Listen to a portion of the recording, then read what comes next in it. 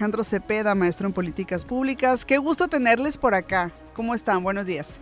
Ya de vacaciones, pero muy contentos de estar en Radio Sonar. Con el mood de Jingle Bell, Jingle Bell. Jingle Bell. Y disfrutando la falta de tráfico por la mañana. Oye, también. se siente distinto, ¿verdad? Se siente sí, definitivamente. diferente, Hermosillo, por lo menos hasta ahora. Ya más a ratito ya cambia el panorama, ¿no? Así es. Muy contentos y contentas acá y agradecidas con ustedes por acompañarnos. Esta sería básicamente la última mesa de análisis del año.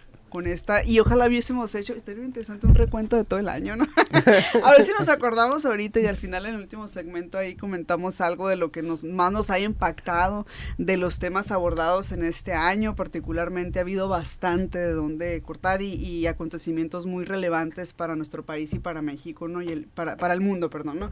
Entonces, pues bueno, si les parece arrancamos con cómo enfrenta o cómo se para o cómo se posiciona México ante las situaciones que enfrentan otros países y esta política del no intervencionismo que ha caracterizado a nuestro país durante décadas. ¿Qué ha pasado en los últimos años? ¿Qué opinan ustedes? ¿Cómo consideran si consideran que debería de ser el posicionamiento de nuestro país, si debiese haber un cambio? A ver, cuéntenos, Janet, empezamos contigo. Yo creo que en este tema particular la presidenta ha sido prudente y ha sido cautelosa en la forma en la que reacciona. Creo que eso es lo que se tiene que hacer, más en un contexto, ahorita que decías del recuento de este año, yo que esta mesa del común denominador en muchas ocasiones ha sido la agenda impuesta por el presidente de Estados Unidos. Entonces al final la política de todo el mundo se ha visto marcada por estos movimientos de poder, ¿no? Vemos países que están pasando de una izquierda a la derecha, que también ya está muy matizada lo que significa ser izquierda y derecha, ¿no? Pero esencialmente, bueno, en el país de Chile, quien llega sí es abiertamente de ultraderecha, no solo de derecha.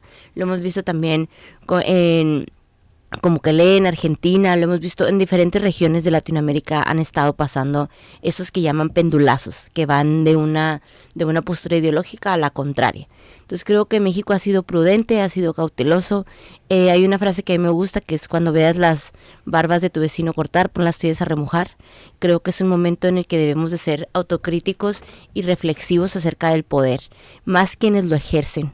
Creo que la sociedad demanda resultados y eso es lo que ha pasado en estos países. Uh-huh. Al no ver resueltos los problemas más importantes como la seguridad, la economía, pues las personas optan por otros regímenes que a lo mejor les quitan ciertas libertades, pero conscientemente sacrificas unas cosas por otras, ¿no? Es como, lo que pasó con Bukele a mí me parece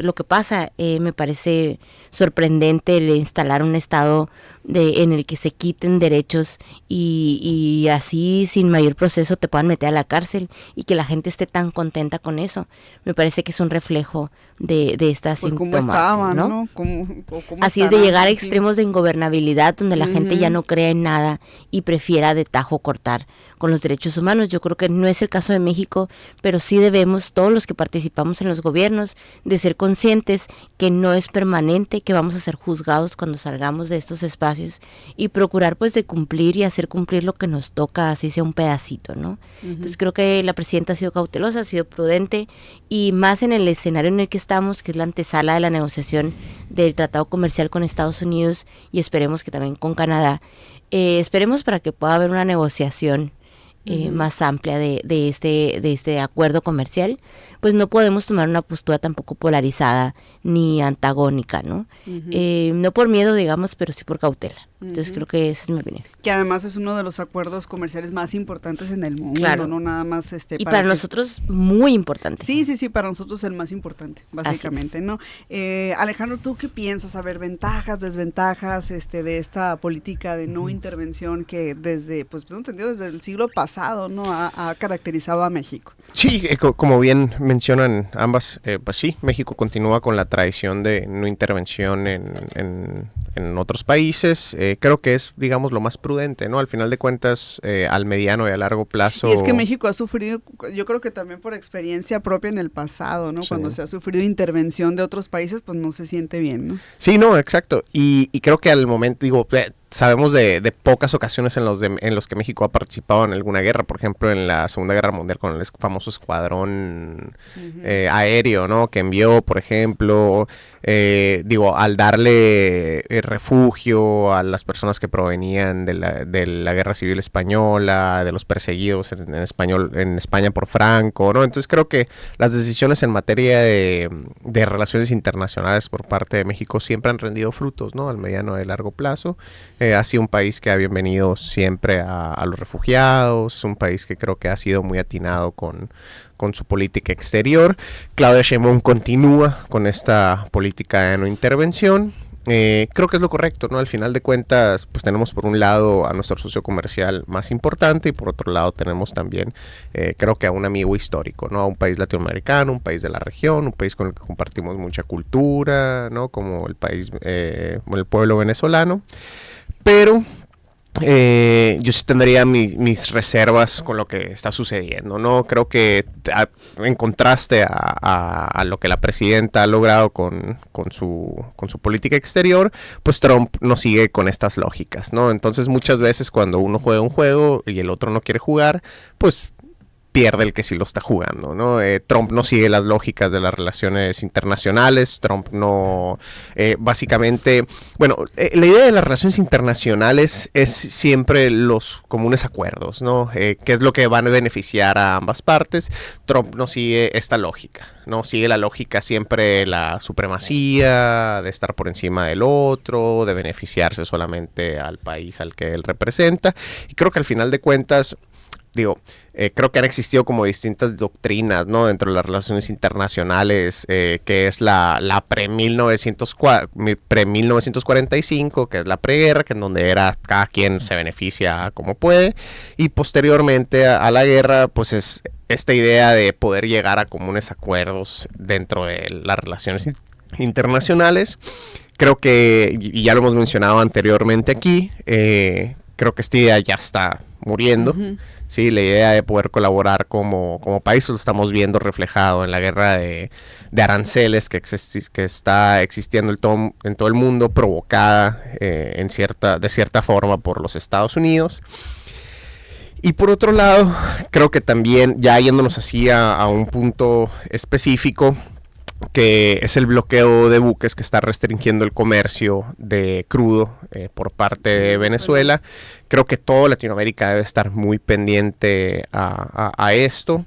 Creo que el salto de evitar que un país comercie libremente a la invasión, creo que sí ya son palabras mayores, es muy preocupante. Sí, es una línea muy delgada, o sea, que un presidente, en este caso del país más poderoso del mundo, hable sobre invasión, hable sobre limitar el comercio de otro país. Y que diga además que el petróleo es de ellos. Exacto. Pues de Venezuela, o sea, el petróleo, no me parece increíble. Digo, aquí creo que él lo vincula mucho con Maduro, pero la realidad es que el tema no es Maduro, ¿no? O sea, y cada vez lo acusan de algo diferente, ¿no? También. Sí, exacto, ¿no? Y uno podrá decir, bueno, Maduro no fue legítimamente electo en Venezuela, eso creo que está sujeto a debate, pues, ¿no? Nos podrá gustar o no Maduro, pero eso no quita que tenga derecho un país a ir a invadirlo, pues, ¿no? Exacto. Entonces, mira, nos tenemos que ir a mensajes, está muy buena la conversación, igual podemos seguir hablando sobre el caso Venezuela y después ligarlo a los resultados electorales de Chile y Honduras. Con esto regresamos en la mesa de análisis de hoy.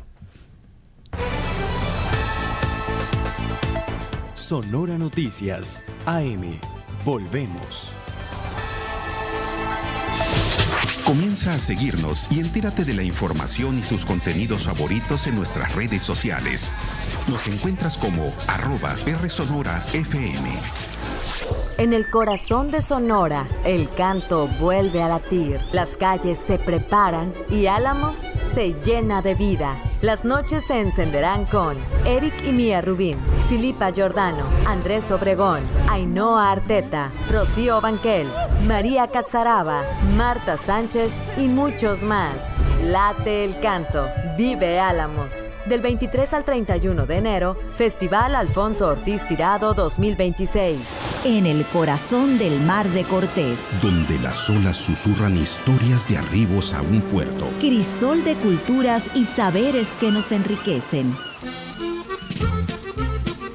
Radio Sonora, cubriendo en los municipios de Guaymas y Empalme, 94.7 FM. Donde tú estás, estamos. Radio Sonora, voz de la cultura popular.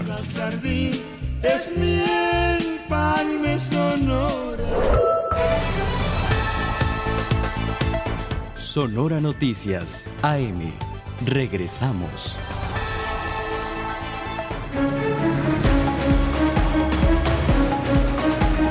7:46, estamos comentando que está muy preocupante el tema de Venezuela y lo que decía Alejandro, ¿no? Yo comparto esta postura de que pues nos podrá gustar o no que esté Nicolás Maduro, ¿no? Y eso no quita que es preocupante que el tipo de presión y cómo está interviniendo Estados Unidos, ¿no? En estos momentos, ¿no? ¿Qué opinas? Pues ya no se usan las dictaduras. A mí que esté el señor me parece antidemocrático y hay que, o sea, si tenía los votos porque nunca los enseñó.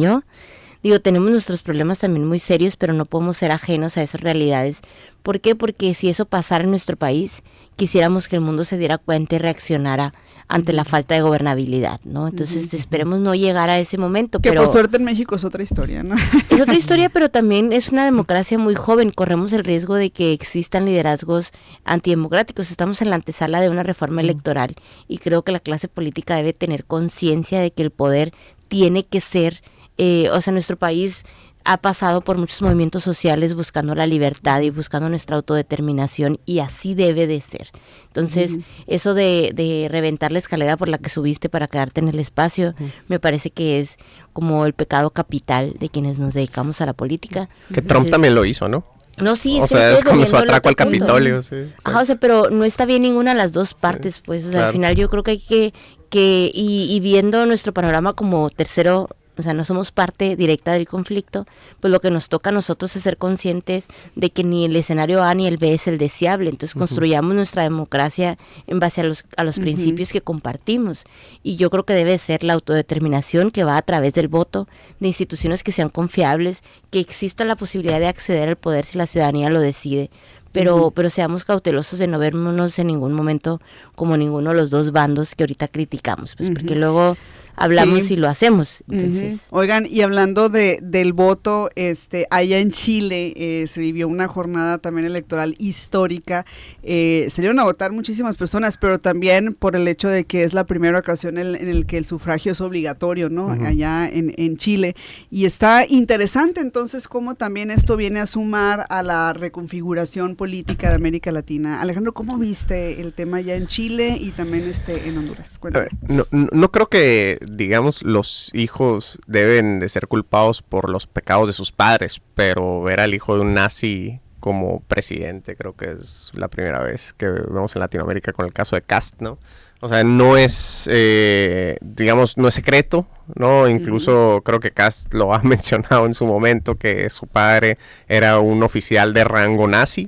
Alaba a Pinochet, me parece. También. Sí, también, digo, hay que ser honestos, ¿no? Una parte de la población de Chile es pinochetista, ¿no? Digamos que extraña la dictadura, y va mucho a lo que comentaba la compañera Janet aquí, que en ocasiones la democracia, ¿no? Y las instituciones democráticas no funcionan, ¿no? Es la realidad, pues, ¿no? Por ejemplo, vemos en algunos países que simplemente la provisión de servicios falta, la seguridad falta, ¿no? Y aquí es cuando la gente empieza a dudar si en sí el régimen democrático es eficaz para mantener digamos, un nivel aceptable, ¿no? De bienestar en la sociedad.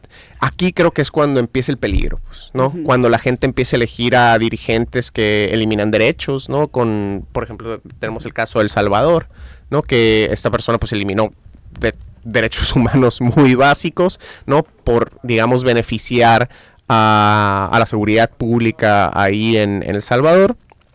Y creo que aquí es cuando empieza a fallar la democracia, es cuando este tipo de perfiles, ¿no? Empiezan a saltar. Creo que el auge de la ultraderecha en Latinoamérica corresponde a esto, pues, ¿no? Ha habido fallos de los mandatarios, sea de la izquierda, o sea del centro, o sea de la derecha, y la gente busca alternativas, ¿no? Que tampoco no se le puede culpar, no es que haya simplemente que estén virando hacia este lugar todas las personas en Latinoamérica, porque yo considero que no, simplemente están eligiendo a las personas que ellos consideran que les va a beneficiar mucho más, y este beneficio creo que va de acorde a esta idea de que simplemente el régimen democrático no está siendo lo suficientemente capaz como para brindar bienestar. El Latinobarómetro, por ejemplo, y otras encuestas han dicho que la gente no está tan en desacuerdo con la dictadura, ¿no? Y eso para mí pues es bastante preocupante al final de cuentas.